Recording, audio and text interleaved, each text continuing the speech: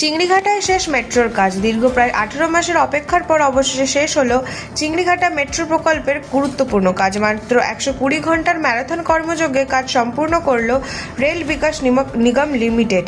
গতকাল রাতে শেষ হয়েছে চিংড়িঘাটা ক্রসিংয়ের ওপরের অংশের নির্মাণ কাজ। এর ফলে সেক্টর 5 হয়ে নিউ টাউন পর্যন্ত মেট্রো পরিষেবা চালুর পথে বড় বাধা দূর হলো।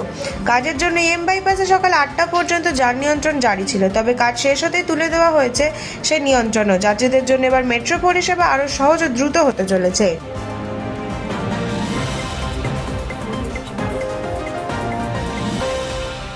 আজ থেকে স্বস্তির বৃষ্টি। দক্ষিণবঙ্গে বাড়বে ঝড় বৃষ্টির দাপট। আজ থেকে কিছুটা কমতে চলেছে গরমের অস্বস্তি। কলকাতায় বিকেলের পর বৃষ্টির সম্ভাবনা রয়েছে বলে জানিয়েছে আবহাওয়া দফতর। দক্ষিণবঙ্গের একাধিক জেলাতেও ঝড় বৃষ্টির পূর্বাভাস দেওয়া হয়েছে। বিশেষ করে বীরভূম, মুর্শিদাবাদ, নদিয়া এবং পূর্ব পশ্চিম বর্ধমানে ভারী বৃষ্টি হতে পারে।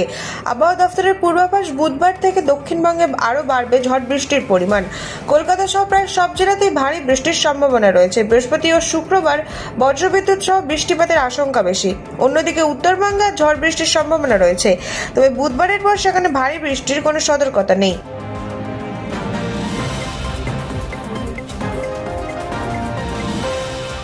ফলতায় বিজেপির ঝড়, চতুর্থ স্থানে তৃণমূল। ভাঙল ডায়মন্ড হারবার মডেল। দক্ষিণ 24 পরগনার ফলতা পুনর্নির্বাচনে বড় ধাক্কা খেল তৃণমূল কংগ্রেস।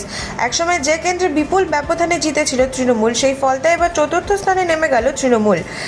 21 রাউন্ড গণনা শেষে বিজেপি প্রার্থী দেবাংশু পান্ডা পেয়েছেন 1,49,666 ভোট, সিপিএম প্রার্থী পেয়েছেন 40,645 ভোট এবং কংগ্রেস প্রার্থী ঝুলিতে গিয়েছে 10,084 ভোট।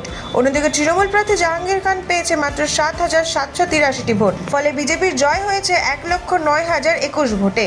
2021 সালের বিধানসভা নির্বাচনে এই ফলতা কেন্দ্রে 40,000-এর বেশি ভোটে জয় পেয়েছিল তৃণমূল। এমনকি 2024 লোকসভা ভোটে বিধানসভা ভিত্তিক হিসাবে ফলতায় তৃণমূলের লিড ছিল প্রায় 1,68,000 ভোট, কিন্তু মাত্র 2 বছর এই ব্যবধানে পুরোপুরি বদলে গেল সেই সমীকরণ।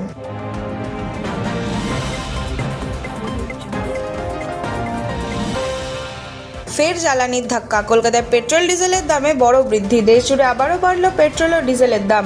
সাধারণ মানুষের উপর বাড়তি চাপ তৈরি করে কলকাতায় লিটার প্রতি পেট্রোলের দাম বাড়ল 2 টাকা 87 পয়সা এবং ডিজেলের দাম বাড়ল 2 টাকা 80 পয়সা। নতুন দরে কলকাতা এখন পেট্রোলের দাম দাঁড়িয়েছে লিটার প্রতি 113 টাকা 51 পয়সা এবং ডিজেলের দাম 99 টাকা 82 পয়সা।